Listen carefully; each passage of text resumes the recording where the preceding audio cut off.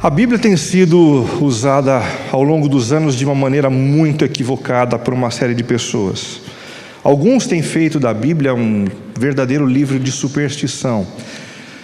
Algumas pessoas ainda insistem em acreditar que quando a gente abre a Bíblia no Salmo 91 e coloca na entrada da nossa casa, do nosso apartamento, a gente consegue bloquear os maus fluidos e a gente consegue harmonizar melhor o ambiente, né?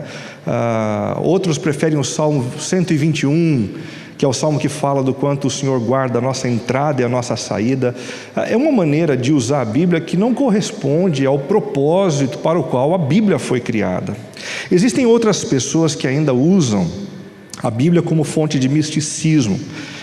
Existem pessoas que, ao invés de lerem a Bíblia do começo ao fim, para compreenderem a história que está descrita ali, eles simplesmente querem respostas prontas para os mais variados momentos da sua vida. Então eles abrem aleatoriamente a Bíblia, colocam o dedo e dizem: vamos ver o que é que Deus tem para dizer para mim. A Bíblia, de igual forma, não foi criada por Deus, não foi inspirada pelo Senhor para ser usada dessa forma, como uma espécie de livro de misticismo.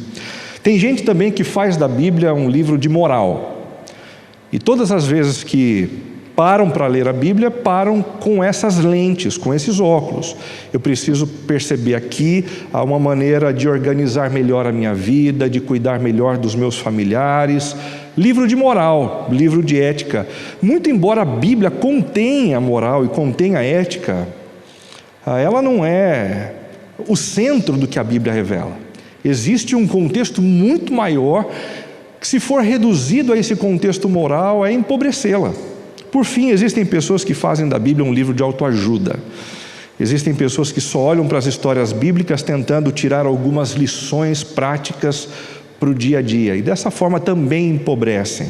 A Bíblia não é um livro de superstição, a Bíblia não é um livro de misticismo, de moral, e também não é um livro de autoajuda. Mas afinal de contas, para que existe a Bíblia?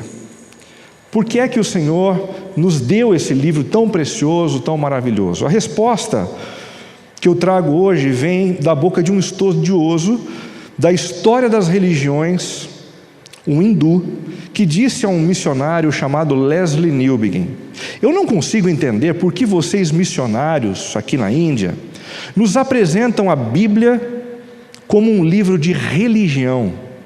Ela não é um livro de religião. E de qualquer forma, já estamos cheios de livros de religião na Índia. Eu acho em sua Bíblia uma interpretação única da história universal, a história de toda a criação e a história da raça humana. E, portanto, uma interpretação única da raça humana. E há uma interpretação única da pessoa humana como um ator responsável na história. E diz esse estudioso, scholar hindu, isso é único. Não há mais nada em toda a literatura religiosa do mundo para colocar ao lado dela. E é exatamente por conta disso que a gente tem procurado estudar nessa série a Bíblia nessa perspectiva da grande história contada, a verdadeira história do mundo todo. No primeiro capítulo dessa grande história, nós vimos o tema criação. E o resumo desse primeiro capítulo é o seguinte: o mundo não é fruto do acaso, mas da intencionalidade criativa de um Deus eterno e essencialmente bom, que fez todas as coisas absolutamente boas e perfeitas. Conhecer esse primeiro capítulo é muito importante, porque quando a gente conhece esse primeiro capítulo, a gente descobre que a gente tem uma origem, a gente descobre de onde a gente veio, a gente descobre a quem a gente pertence. E somente quem sabe de onde veio e a quem pertence é que consegue descobrir a sua real identidade. Nós pertencemos a Deus. E nós só somos gente completa, inteira, quando nós nos relacionamos com esse Deus Criador que nos fez deliberadamente como fruto da sua bondade e do seu amor. O segundo capítulo dessa grande história contada pela Bíblia pode ser chamado de queda. E o resumo desse segundo capítulo é o seguinte: os nossos antepassados fizeram uso da liberdade dada pelo Criador e pecaram desobedientemente contra Ele, trazendo colapso e instabilidade sobre a terra. Deus criou todas as coisas perfeitas e harmoniosas, disse o primeiro capítulo. Mas quando nós, seres humanos, optamos por uma independência e por uma autonomia de Deus, nós complicamos o universo. Nós fizemos a bagunça e a instauramos em todas as áreas da vida humana. Os problemas acontecem então na natureza, os problemas acontecem nos relacionamentos interpessoais, problemas emocionais emergem. Nada disso é fruto de um Deus que não tem caráter e que fez coisas ruins. Não. Os problemas surgiram na história, o sofrimento entrou na história, as doenças entraram na história e a morte entrou na história da humanidade porque nós nos desconectamos da verdadeira fonte de vida e bagunçamos o coreto, fizemos uma verdadeira bagunça na criação do Senhor.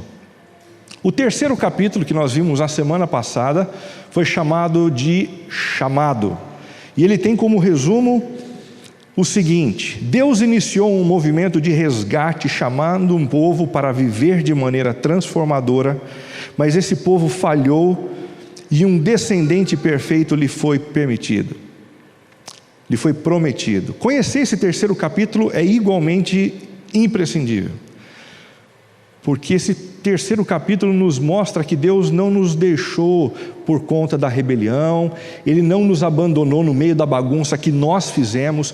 O nosso Deus tem um amor muito grande, então Ele elaborou um plano de resgate que começou pelo chamado de um homem de nome Abraão, e a constituição de um povo, e a promessa de que ele se manifestaria de maneira redentora no universo, através desse povo. Infelizmente, esse povo falhou no cumprimento dessa vocação, e para que a promessa de Deus não fosse largada a ermo, Ele então prometeu um descendente especial, um descendente que viria para resgatar todas as coisas. E aí nós chegamos na mensagem de hoje, na conversa de hoje, no quarto capítulo chamado de Redenção. Esse certamente é o maior capítulo de toda a história, é o clímax de toda a existência. O mundo foi rasgado ao meio, a partir daquilo que Jesus fez, pisando na terra e morrendo e ressuscitando ao terceiro dia em nosso lugar. A redenção é o tema da mensagem de hoje. O texto de João 3, de 1 a 21, conta a história de um homem chamado Nicodemos, que teve uma conversa com Jesus. E foi exatamente a esse homem chamado Nicodemos que Jesus apresentou as características essenciais desse plano de redenção. Por isso a gente vai ler esse texto, a gente vai conhecer essa história e mergulhar naquilo que aconteceu na alma desse sujeito quando ele se encontrou com Jesus. Havia um fariseu chamado Nicodemos, uma autoridade entre os judeus. Ele veio a Jesus à noite e disse: Mestre, nós sabemos que ensinas da parte de Deus, pois ninguém pode realizar os sinais miraculosos que estás fazendo se Deus não estiver com ele. Em resposta, Jesus declarou: digo-lhe a verdade, ninguém pode ver o reino de Deus se não nascer de novo.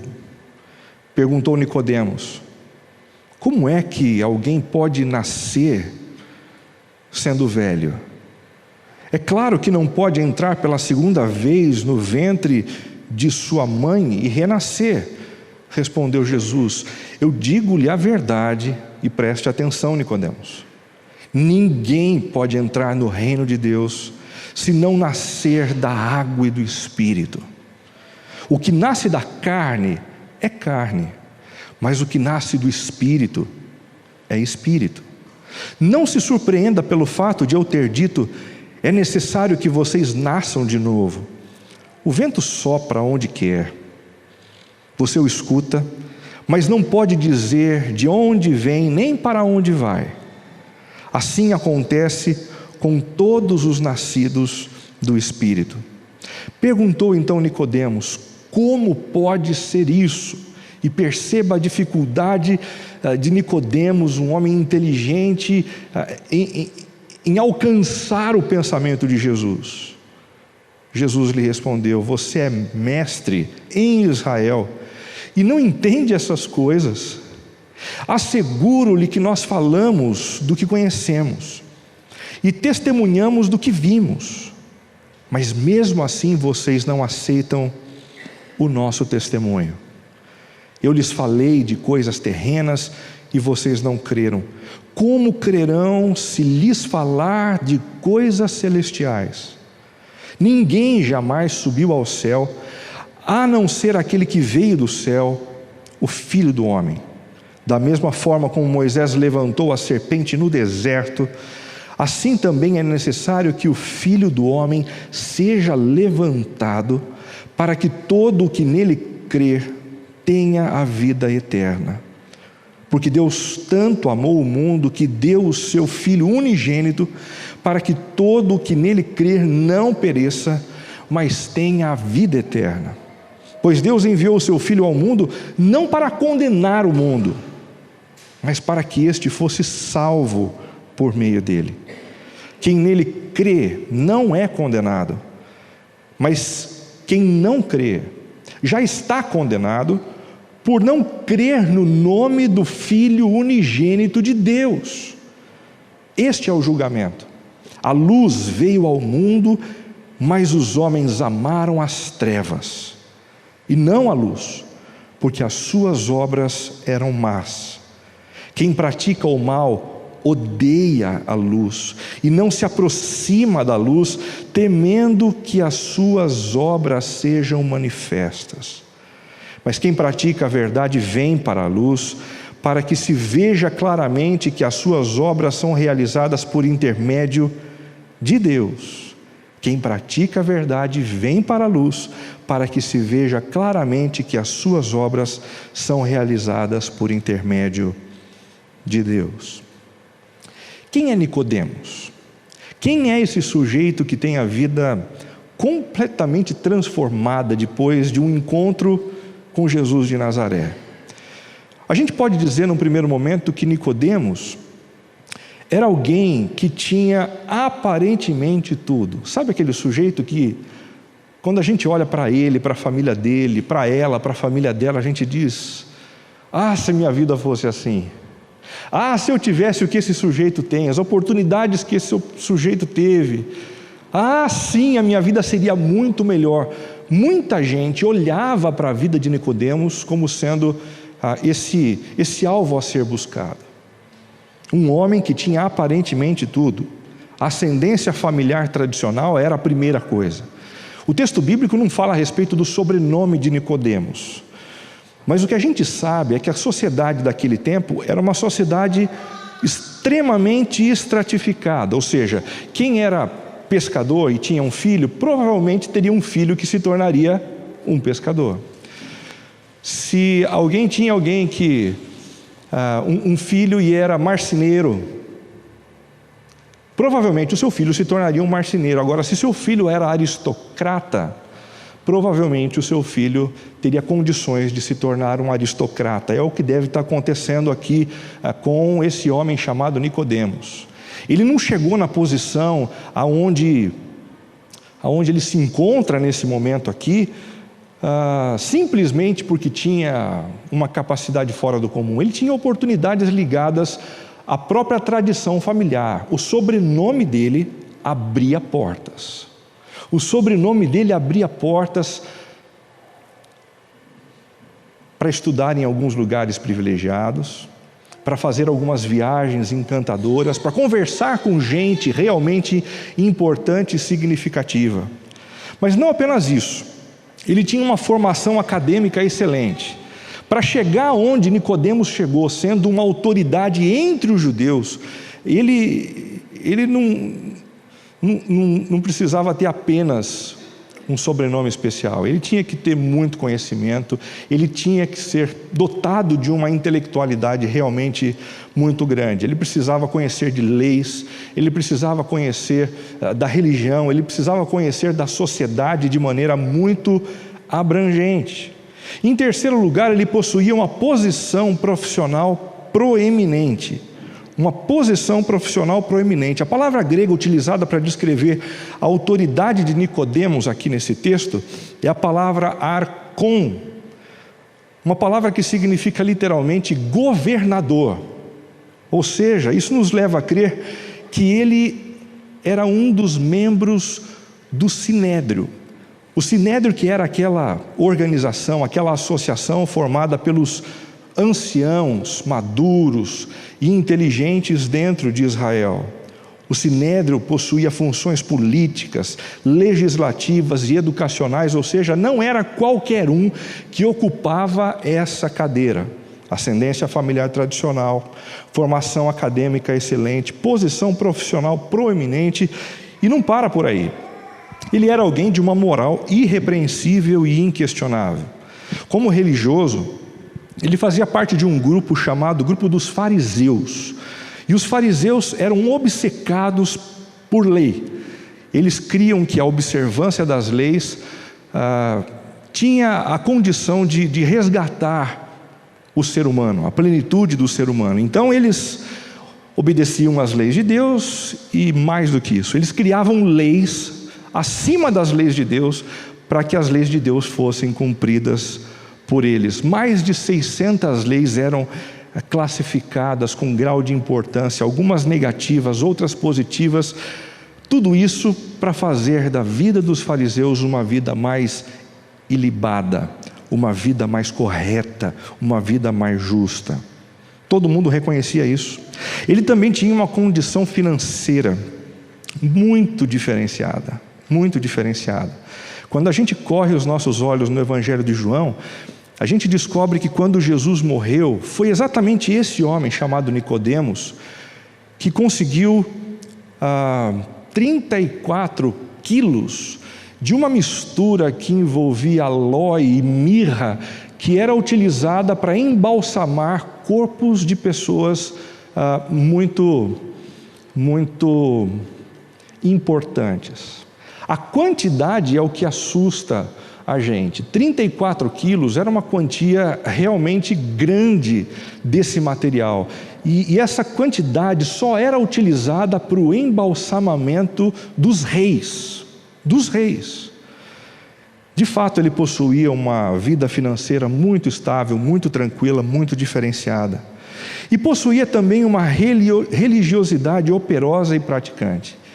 Ele frequentava a sinagoga, ele conhecia muito bem as festas judaicas, ele conhecia as escrituras, ele sabia como se comportar dentro dos ambientes religiosos. Ou seja, gente, um homem que tinha aparentemente tudo: bom sobrenome, boa formação, proeminência profissional, moral irrepreensível e questionável, condição financeira e diferenciada, religiosidade operosa e praticante. Quando a gente olha para um sujeito como esse, a gente diz: esse sujeito não precisa de mais nada. Quando a gente olha para algumas pessoas hoje em dia que trabalham com a gente, que convivem com a gente olha para esses sujeitos e pensa assim: esses sujeitos não precisam de mais nada. Eles já têm absolutamente tudo o que eles precisam. A pergunta que a gente faz é: será? Porque parece que a maneira como Jesus olha para aquele homem é uma maneira que não se deixa iludir por aquilo que é aparente. Jesus percebe que ele era um homem que não tinha significativamente nada dentro de si. Ele vivia insatisfeito interiormente. E a busca de Nicodemos por Jesus era uma dessas evidências. Ele tinha tudo aquilo que a gente acabou de descrever, mas ele continuava buscando. Ele continuava à procura de alguma coisa que pudesse trazer plenitude interior para o coração dele. Há um tempo atrás, eu lembro de ter ouvido um mestre da espiritualidade dizendo que dos 0 aos 20 anos, A gente normalmente tem a consciência de que não temos nada e acreditamos que o dia que tivermos algumas coisas seremos felizes, do 0 aos 20. Então a gente pensa do 0 aos 20, o dia que a gente tiver autonomia e sair de casa, o dia que a gente tiver o nosso próprio emprego, o dia que a gente casar, o dia que eu conseguir ter filhos, o dia que eu conseguir quitar a minha casa própria, ter o meu próprio carro, esse dia vai ser muito importante. Do 0 aos 20, a gente tem a consciência de que não temos nada e acreditamos que o dia que tivermos algumas coisas seremos felizes. Uma nova fase a gente entra quando a gente está na fase de 21 a 40 anos. Nessa fase a gente tem a ilusão de que o que nós conseguimos é suficiente para sermos realmente felizes. A gente fica meio entorpecido nessa fase de 21 a 40. A gente olha para a família que a gente construiu, para os filhos, a conta bancária relativamente sossegada, tranquila, trabalho, reconhecimento. E essa é uma fase muito perigosa. Essa é uma fase em que a gente tende a se afastar de Deus de uma maneira muito rápida, muito aguda, porque os nossos valores acabam sendo mudados e nós migramos o nosso coração para outras coisas.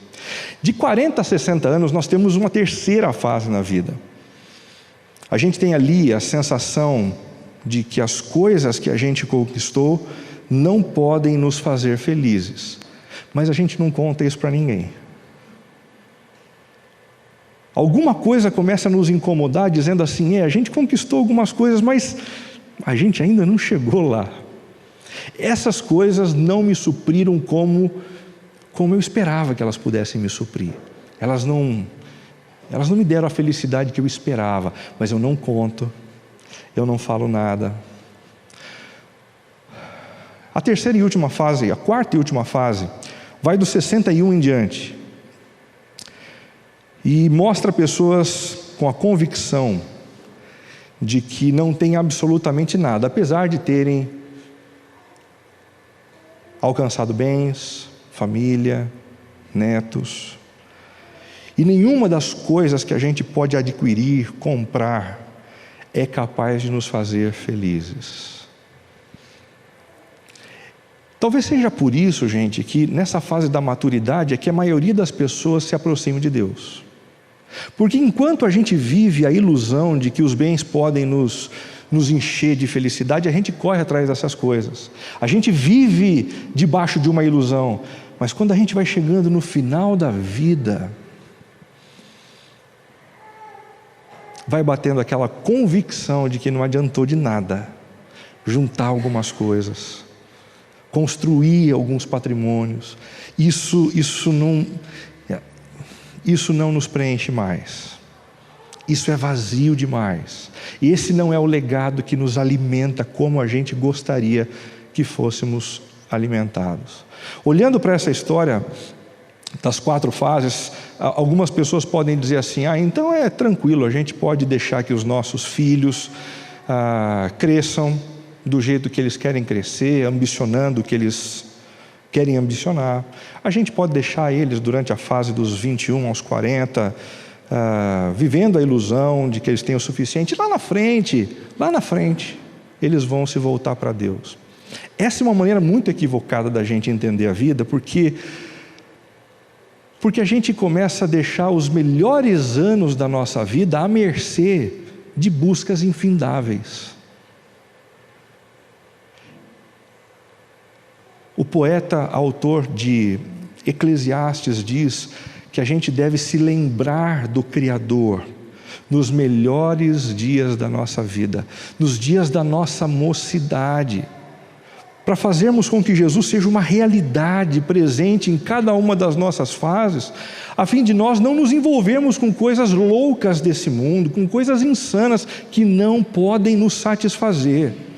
Nicodemos era um homem que não tinha nada significativamente e vivia insatisfeito interiormente. Em segundo lugar, ele era escravo das aparências. E como é complicado esse negócio de ser escravo de aparência, né? Fazer de conta que a gente está bem. Ouvir alguém perguntando como é que você está e ter que dar um sorriso amarelo para simplesmente driblar o desejo que a gente tem de desabafar e dizer, olha, as coisas não estão bem mesmo.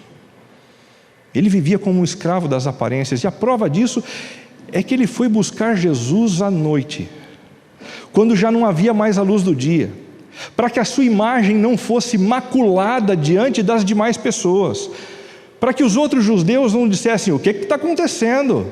Por que Nicodemos precisa de Jesus?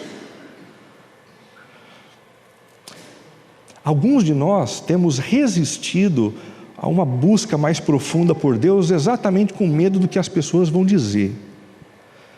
O que os meus familiares vão dizer nessa fase da minha vida, eu buscando a Jesus? O que os meus colegas de trabalho vão pensar? Enquanto a gente vive escravo das aparências, a gente fecha as portas para um trabalho mais efetivo de renovação que somente o Senhor pode fazer no nosso interior. E por fim, era um homem também que possuía um problema imperceptível. Quando ele se aproxima de Jesus, ele não tem noção do tamanho do problema que ele possui. E Jesus deixa claro naquela conversa que sobre ele reside uma pena de morte. Que apesar de tudo que ele tem e tudo que ele acumulou ao longo dos anos, por conta dos seus pecados, ele estava condenado a viver na direção da morte. Viver em vida na direção da morte e passar o restante da eternidade distante do Deus de toda a graça, de toda a bondade, de todo o amor.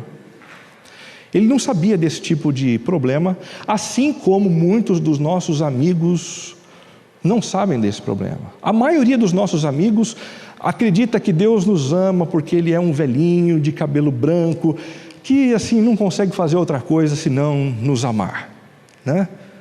Essa é uma verdadeira mentira, porque a Bíblia nos conta que desde o que aconteceu lá no 2º capítulo, quando os nossos primeiros pais se afastaram de Deus, nós recebemos no nosso próprio corpo um DNA que nos leva para longe de Deus. Nós fazemos parte do exército inimigo, e antes de sermos amados e queridos por Deus, nós somos inimigos dele, nós estamos em conflito com ele, nós temos um problema com ele, as nossas orações não passam do teto que nós conseguimos visualizar aqui. E foi exatamente na conversa com Jesus é que ele percebeu o tamanho do seu problema. Enquanto nós não conseguirmos mostrar para os nossos parentes e amigos o problema que eles têm, por conta do afastamento de Deus e por conta de uma vida contrária aos propósitos de Deus, a notícia do Evangelho e do resgate nunca vai ser uma notícia realmente importante e significativa. Jesus então faz algumas advertências a Nicodemos. A primeira advertência é a seguinte: Nicodemos, apesar de tudo que você tem e tudo que você acumulou,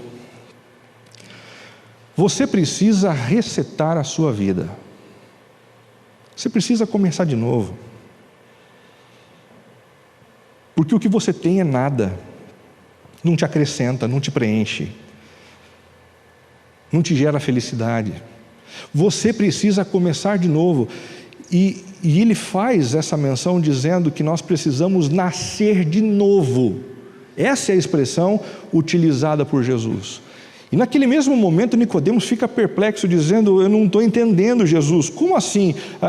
Um homem não pode voltar para o ventre da sua mãe para ser gerado de novo? E Jesus diz: você não está conseguindo entender o que eu estou dizendo, cara? O problema que você tem é o problema de ter construído a sua vida debaixo do seu reinado, para a sua honra e para a sua glória, para que as pessoas te admirem, para que todo mundo te sirva. E isso só vai te levar à ruína, porque esse lugar não pertence a você.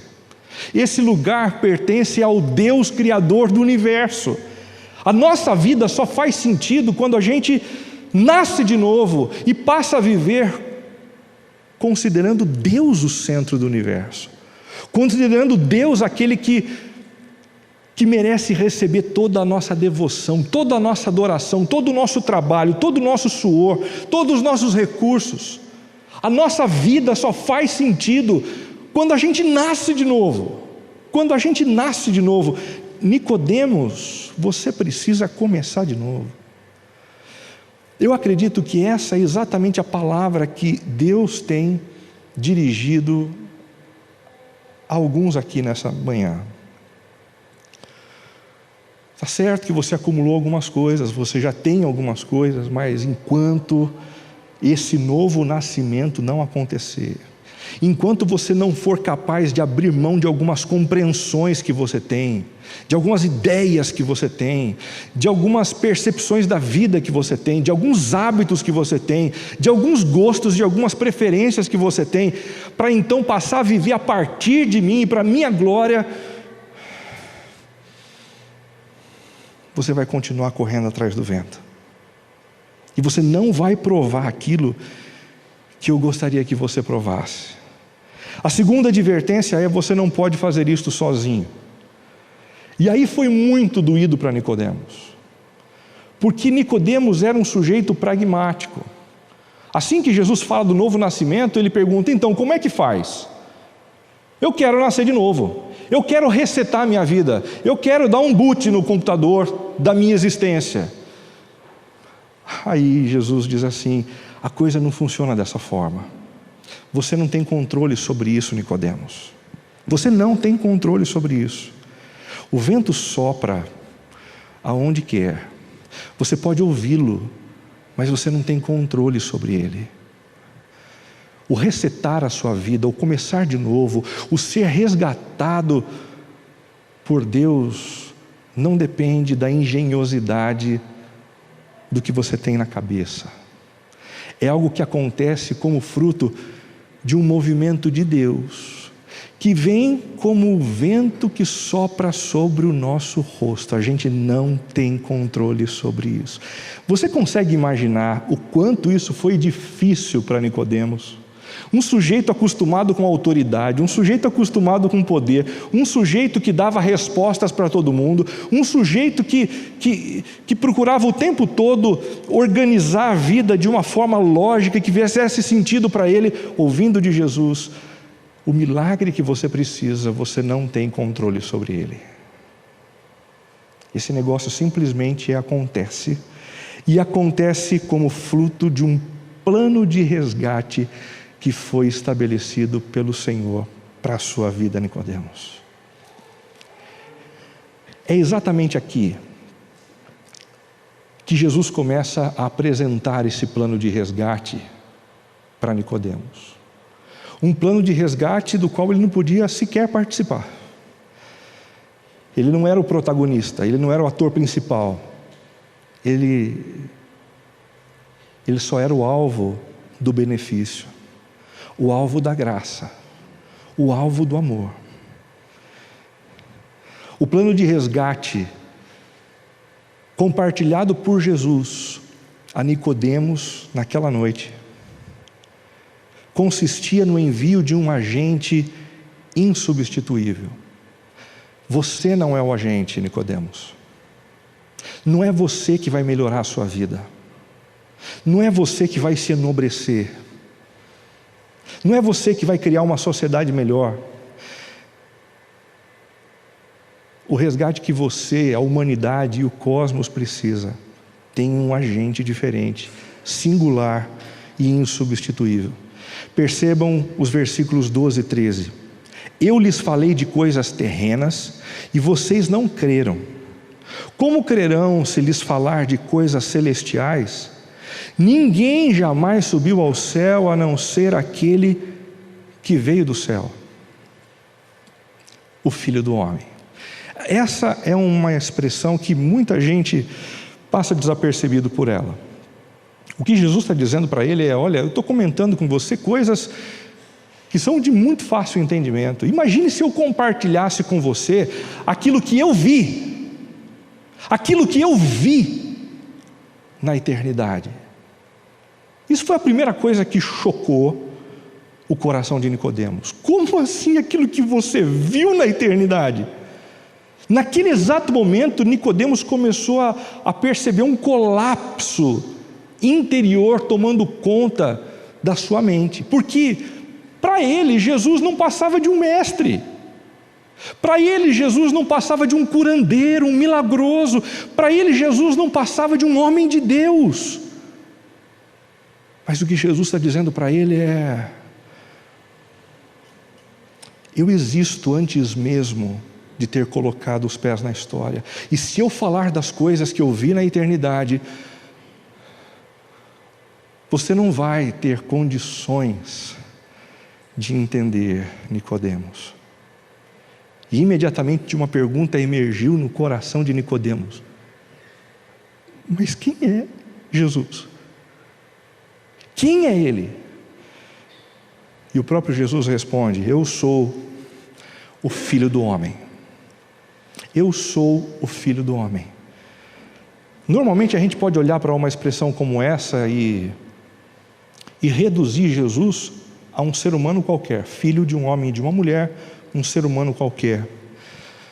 Mas o que está acontecendo aqui é algo que Nicodemos sabe muito bem. Jesus está atraindo para si e lançando sobre si um título messiânico que foi utilizado pelo profeta Daniel no Antigo Testamento, para falar a respeito de algumas características do Messias, do Deus que entraria na história para resgatar toda a humanidade.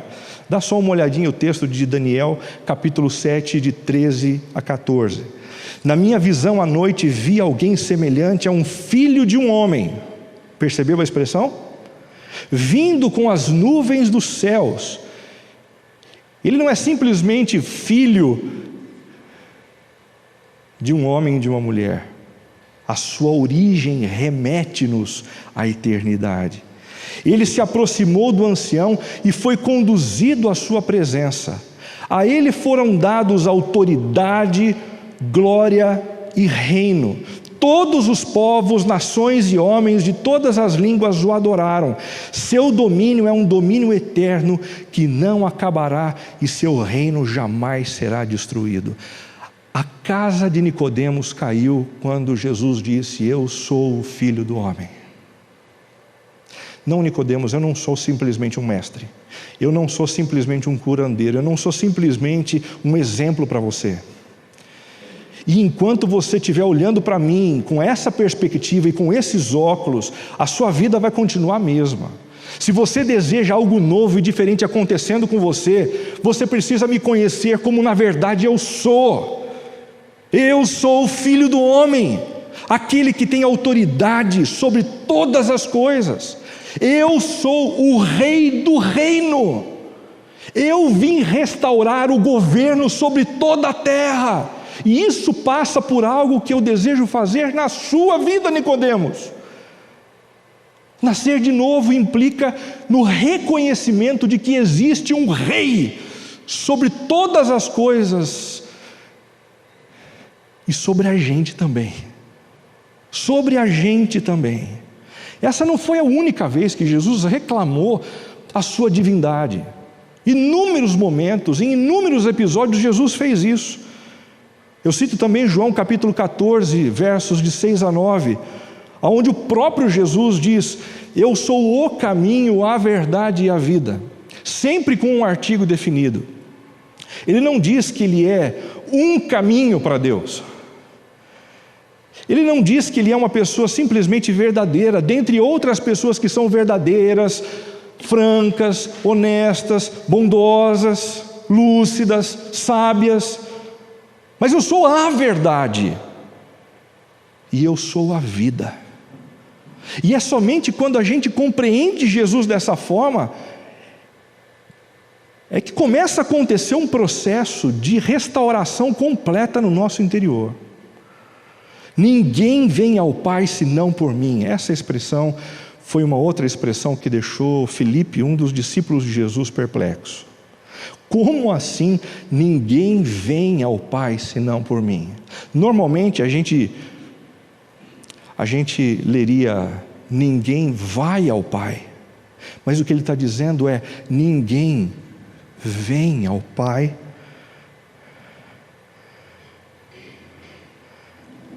senão por mim. Eu sei, gente, a gente vive num momento de um grande pluralismo, onde nos parece ser algo muito democrático e bonito o dizer que cada um tem a sua religião, e de fato cada um tem a sua religião e pode ter a sua religião. O problema é que nenhuma religião leva a Deus. Todas as tentativas humanas de nós chegarmos até Deus foram frustradas, e foi exatamente por isso que Deus enviou o seu próprio Filho, uma pessoa divina, que se tornou ser humano, para caminhar com a gente e nos resgatar. Nós só conseguimos chegar a Deus através de Jesus, porque somente Ele é Deus.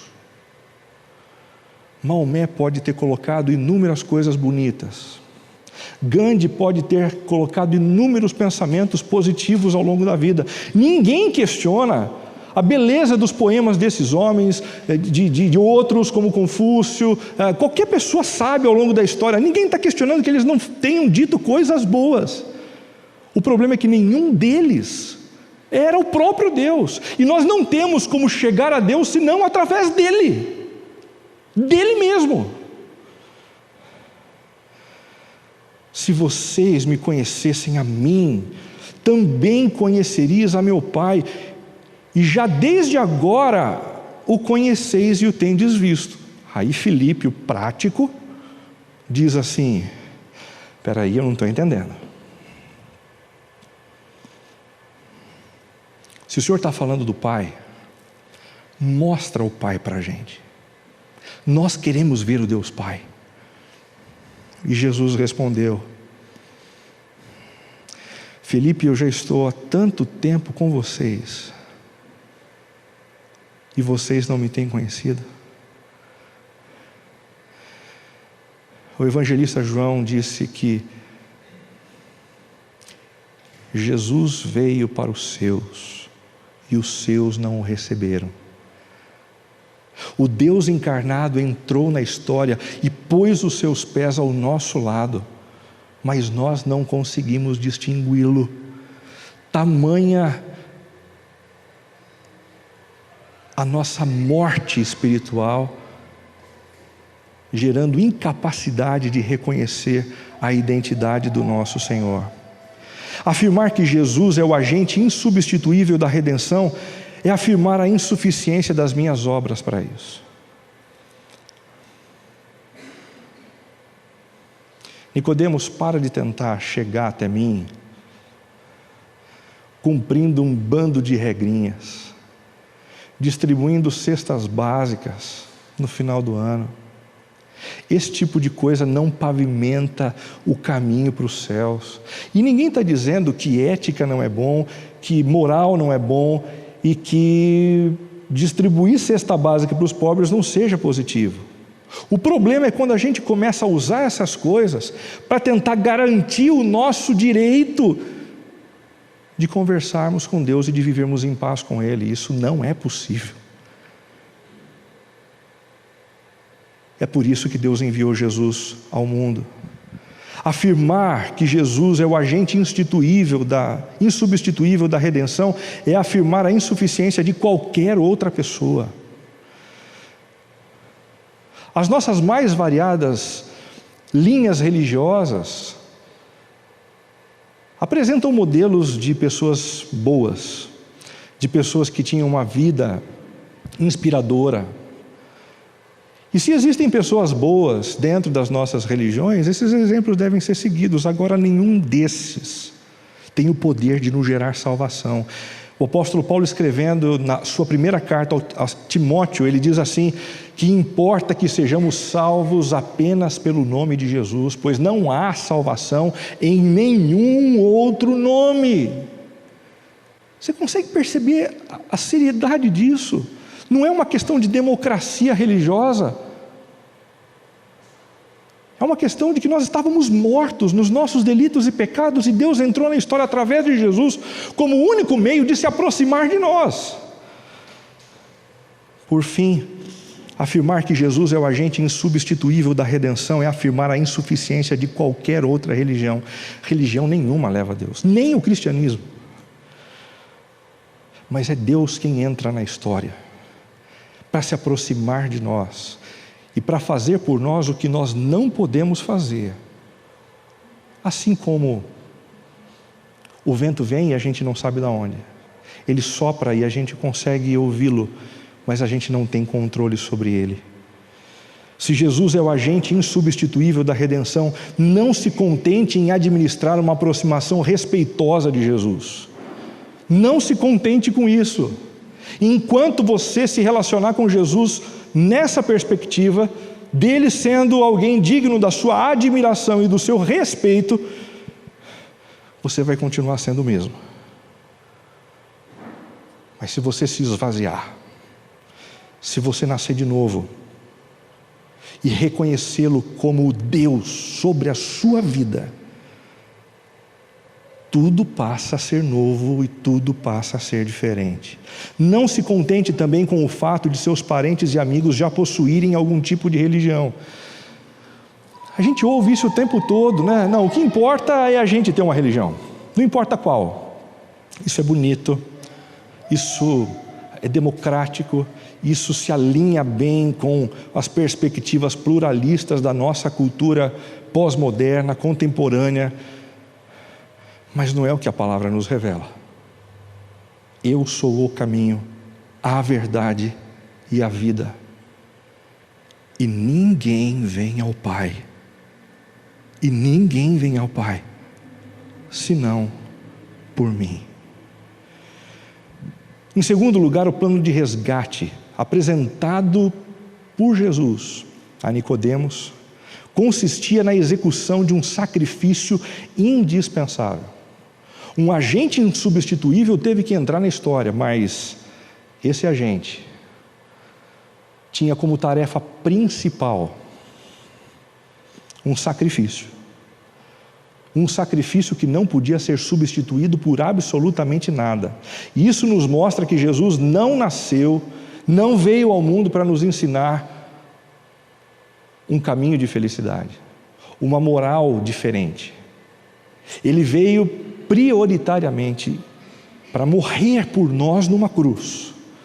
Percebam os versos 14 e 15. Da mesma forma como Moisés levantou a serpente no deserto, assim também é necessário que o Filho do Homem seja levantado, para que todo o que nele crer tenha vida eterna. Gente, essa história foi uma história muito bonita que aconteceu há muitos anos atrás e que foi relatada no livro de Números. Num determinado momento, enquanto o povo de Israel cruzava o deserto para chegar na terra prometida, eles começaram a reclamar de Deus. Eles começaram a reclamar de Deus porque no deserto eles não tinham as cebolas que eles comiam no Egito. Eles começaram a reclamar de Deus porque eles não tinham água em abundância. Eles começaram a reclamar de Deus porque não tinham carne como eles gostariam de ter. Então Deus ficou tão irado com aquela postura deles, postura de ingratidão, porque Deus os havia libertado das garras do faraó, que fazia com que eles comessem pó de segunda a segunda, sem horário para terminar o seu trabalho. O Senhor disse: então eu vou encher esse deserto de serpentes. E uma grande quantidade de serpentes se aproximou do povo, e as pessoas começaram a ser mordidas. Algumas pessoas começaram a morrer. E então, algumas pessoas mais lúcidas chegaram para Moisés e disseram: Moisés, procura o Senhor e pede perdão para Ele, porque a gente não sabia o que a gente estava dizendo. Nós precisamos de uma solução para o que está acontecendo. Converse com o Senhor. E Moisés então vai bater um papo com o Senhor, e o Senhor diz assim: ok, eu tenho um plano de resgate para vocês que estão sendo picados por serpentes. Construa uma serpente de bronze e coloque sobre a haste de um poste, num lugar bem alto. E eu garanto a vocês que todos aqueles que olharem para a serpente de bronze, mesmo tendo sido mordidos pelas serpentes, sobreviverão. Essa história é uma espécie de maquete daquilo que Deus faria em Jesus centenas de anos depois. Jesus foi aquele que foi levantado na cruz do Calvário, para que todos aqueles que olhassem para Ele, se rendessem à pessoa divina dEle e à obra redentora dEle na cruz, o perdão que Ele oferece nos pecados, tivessem um resgate estartado nas suas vidas. Da mesma forma como Moisés levantou a serpente no deserto, assim também é necessário que o Filho do Homem seja levantado, para que todo o que nele crê tenha a vida eterna. Muitas coisas aconteceram naquela cruz, dentre elas aquilo que o apóstolo Paulo diz em sua carta aos Colossenses: havendo riscado a cédula que era contra nós nas suas ordenanças, a qual de alguma maneira nos era contrária, e a tirou do meio de nós, cravando-a na cruz. O que está acontecendo aqui?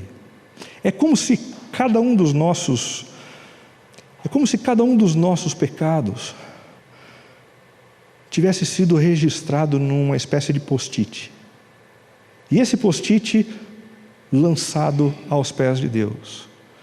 E se a gente for honesto o suficiente, a gente vai reconhecer que ao longo da nossa vida a gente escreveu muitos post-its para Deus. Em alguns desses post-its, a menção de que a gente disse coisa para algumas pessoas que a gente não deveria dizer.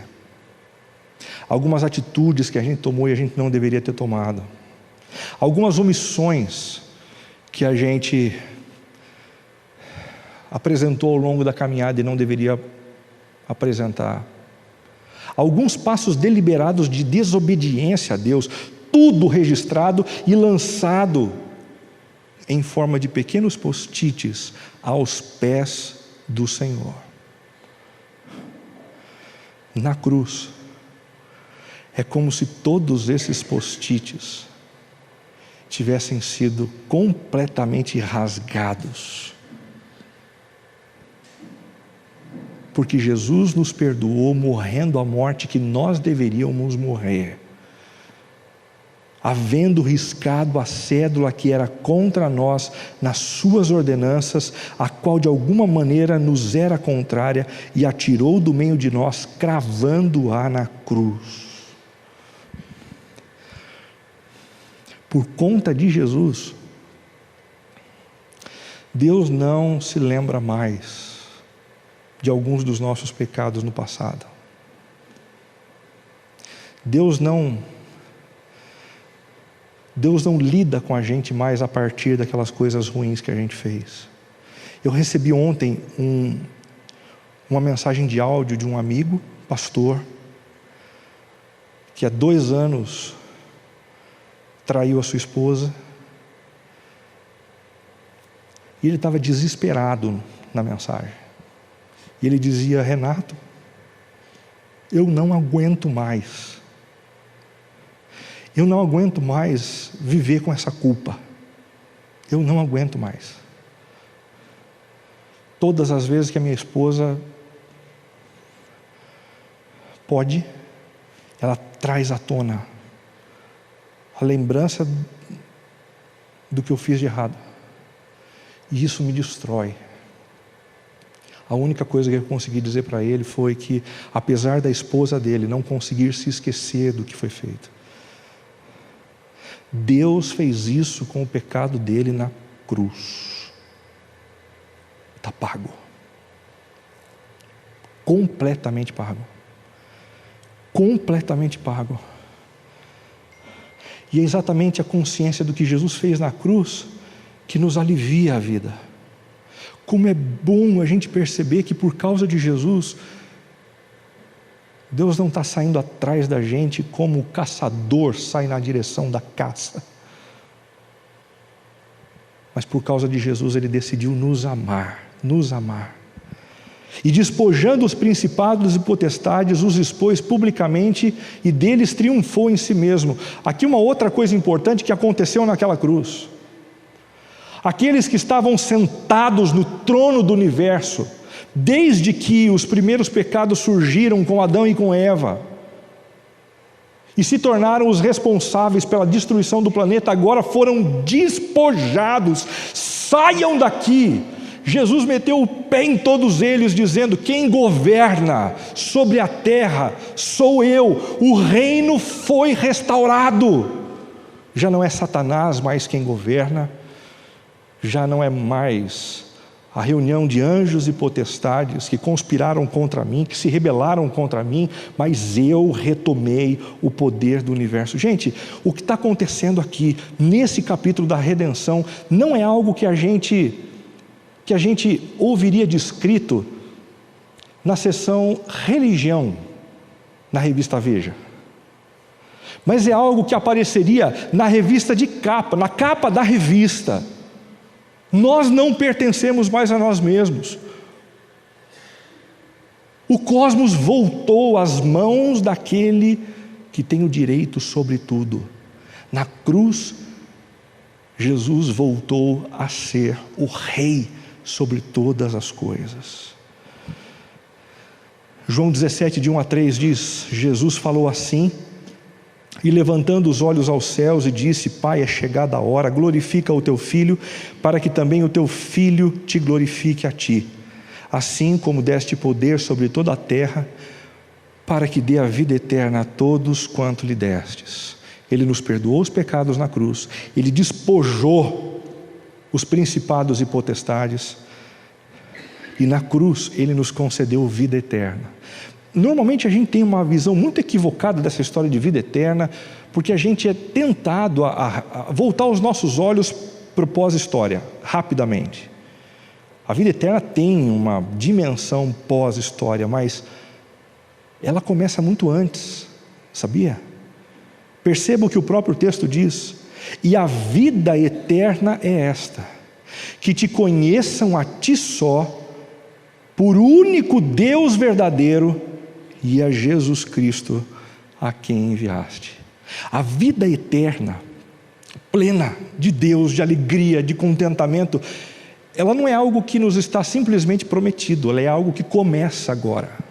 E à medida em que a gente vai se relacionando com Deus, à medida em que a gente vai percebendo o perdão dEle, à medida em que a gente vai entregando as nossas causas para Ele, à medida em que a gente vai sendo surpreendido pelas iniciativas bondosas e graciosas dEle, isso vai enchendo o nosso coração de uma alegria imarcessível.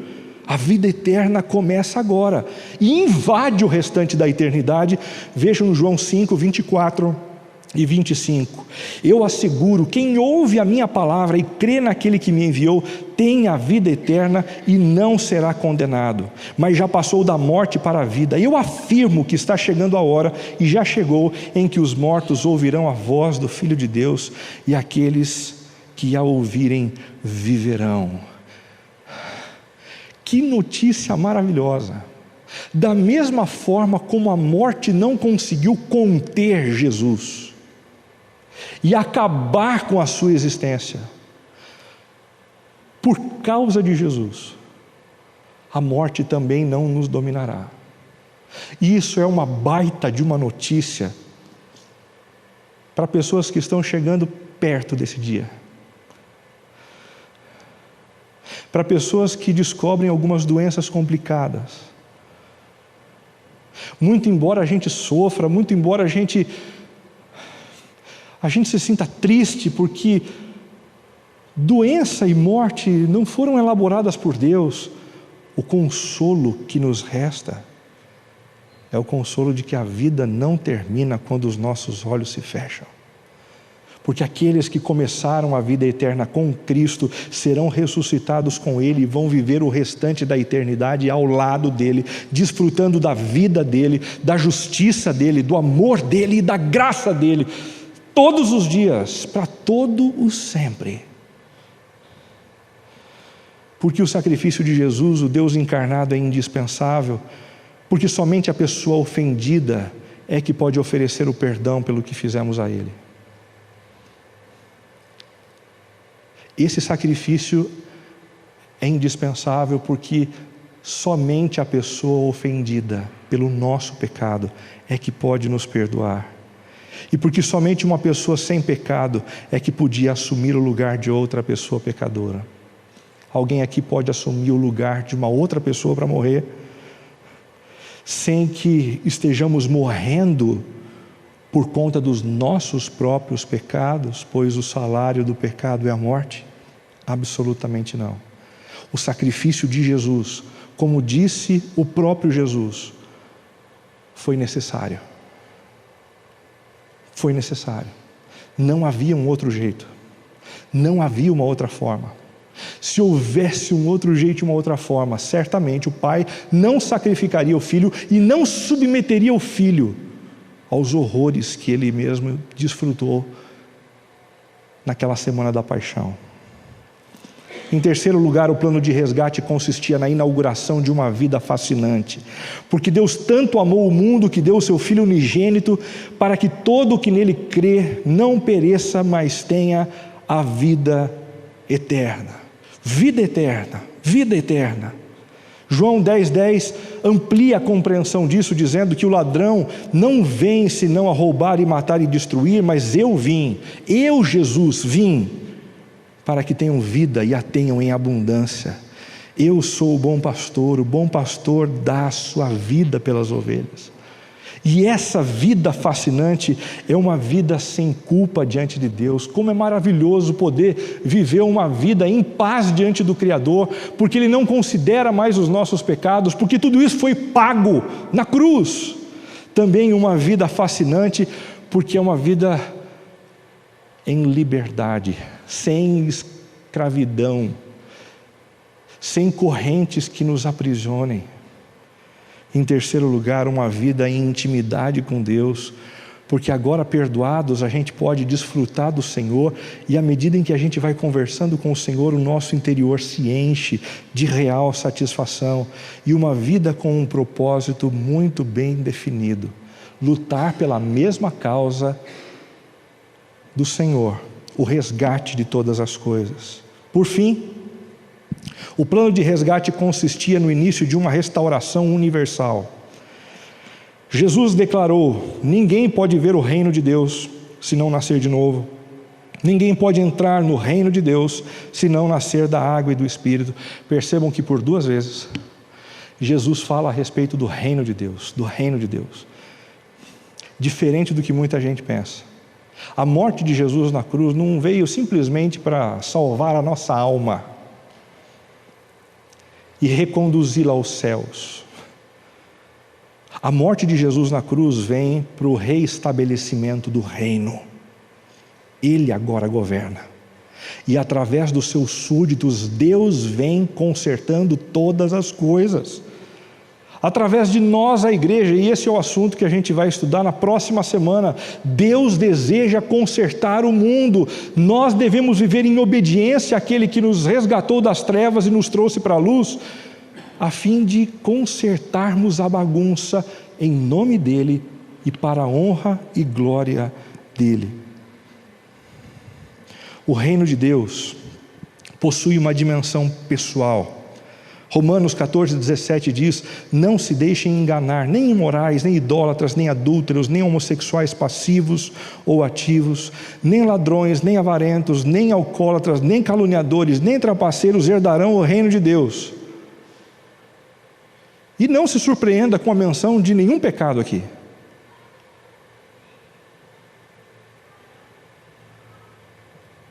Porque cá entre nós conseguimos escapar aqui de todos?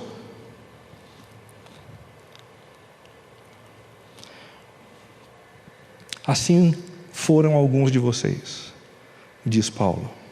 Mas vocês foram lavados, santificados e justificados no nome do Senhor Jesus Cristo e no Espírito do nosso Deus. O reino de Deus tem uma dimensão de tratamento da nossa vida, de conserto de algumas disposições que são contrárias a Deus. Mas não se limita a isso. O reino de Deus também possui uma dimensão sistêmica, porque o reino de Deus não é comida nem bebida, mas justiça. Deus vai restaurar a justiça na face da terra. Deus já está fazendo isso. Deus vai restaurar a paz. Deus vai restaurar a alegria no Espírito Santo. E por fim, o reino de Deus possui uma dimensão cósmica, porque sabemos que toda a criação geme e está juntamente com dores de parto até agora, e não só ela, mas nós mesmos, que temos as primícias do Espírito, também gememos em nós mesmos, esperando a adoção, a saber, a redenção do nosso corpo. Assim como nós aguardamos o resgate, a natureza também aguarda. E a expectativa deles não vai ser frustrada. A expectativa da natureza não vai ser frustrada, pois Deus vai restaurar em Jesus, e já começou isso, todas as coisas. Uma das pessoas que mais anunciou o Evangelho com propriedade ao longo da sua vida foi um pastor norte-americano que alguns de vocês conhecem muito bem, chamado Dr. Billy Graham. Nenhuma outra mensagem foi tão impactante e tão poderosa na boca desse homem, senão a mensagem da restauração de todas as coisas em Jesus, e o convite dele para nós nos abrirmos à real identidade dele e reconhecermos a importância da sua morte e ressurreição no nosso lugar. E eu quero apresentar para vocês um vídeo onde o próprio Dr. Billy Graham nos convida a essa postura de entrega e de submissão ao único rei que existe no universo, Jesus de Nazaré.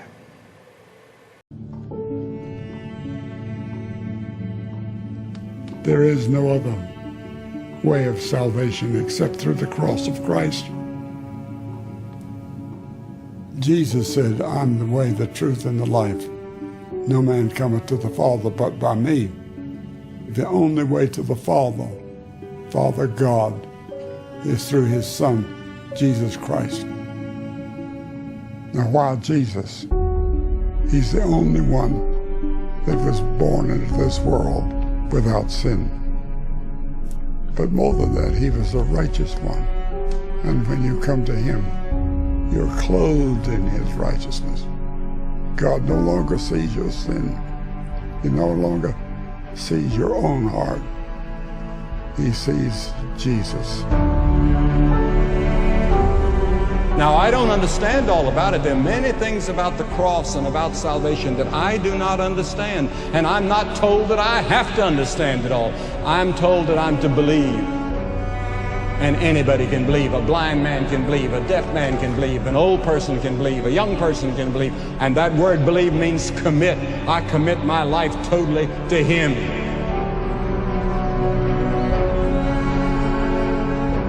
Jesus Christ from the cross says, I will save you, I will forgive you, I will change you, I'll make you a new person if you come to the cross by repentance and faith. Come to Christ.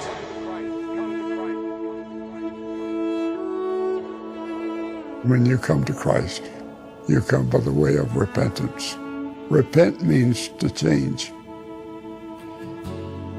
your way of living and turn from your sins and turn to Jesus Christ and say, I'm a sinner. I need forgiveness. And I know that you're the only one that can change me. Hope went dark that violent day.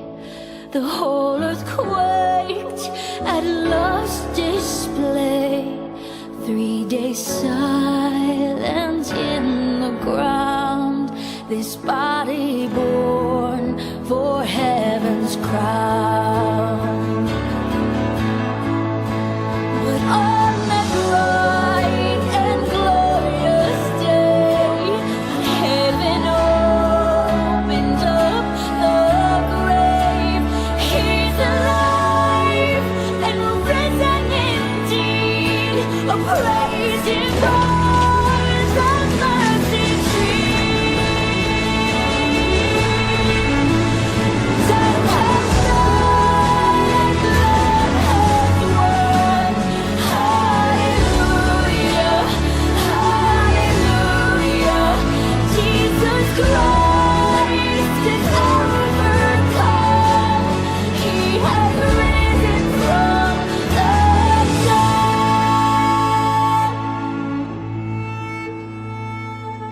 The Bible says, in spite of our rebellion and rejection, God loves you. He loves you so much that he gave his son to die for your sins. And when Christ died on that cross, he became guilty of lying. He became guilty of slander. He became guilty of jealousy. He became guilty of the most filthy, dirty sins.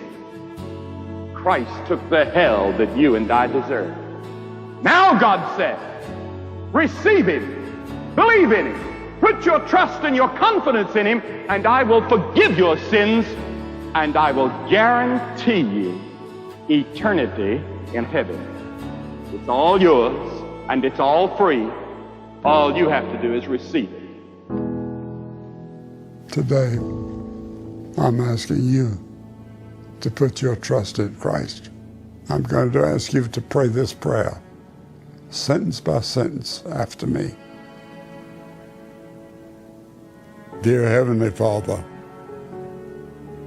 I know that I'm a sinner, and I ask for your forgiveness. I believe you've died for my sins and rose from the dead. I turn from my sins. I repent of my sins. I invite you to come into my heart and life. I want to trust and follow you as my Lord and Savior.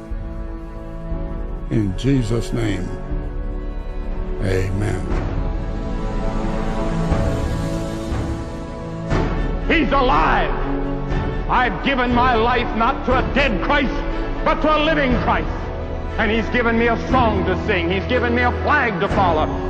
I have reason for existence. I know where I've come from. I know why I'm here. I know where I'm going. Do you?